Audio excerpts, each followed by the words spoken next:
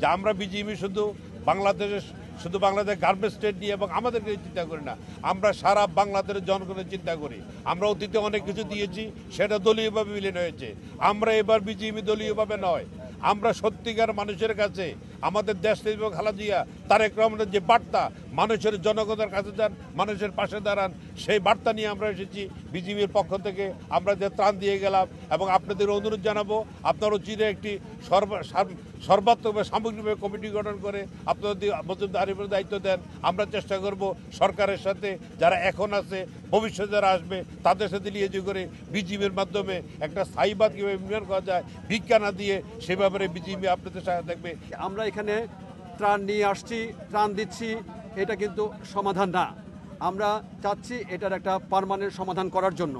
তাই এখানকার অনেকেই আমাকে বলেছেন আমরা ত্রাণ নয়, আমরা ভিক্ষা নয়, আমরা চাই এখানের বাদ চাই, আমরা পার্মানেন্ট সলিউশন চাই। তা আমি আপনাদের মাধ্যমে যথাযথ কর্তৃপক্ষকে অবগত করতে চাই, আপনারা মেসেজটা সবখানে দিবেন। এখানকার মানুষজন খুবই নিরীহ, অত্যন্ত বিনয়ী, অত্যন্ত ভালো, কিন্তু প্রতি বছরই অনাকাঙ্ক্ষিত কারণে এখানকার আপনারা জানেন মুহুরী এবং কহুয়া নদী, এই দুইটা নদীতে আপনার সিলোনিয়া নদী, তিনটা নদীতে বাঁধ কিন্তু পর্যাপ্ত পরিমাণ নেই। সে 91-তে প্রথম বাঁধটা দেওয়া হয়েছিল, এরপর থেকে আর এখানে বাঁধের কোনো ব্যবস্থা করা হয়নি।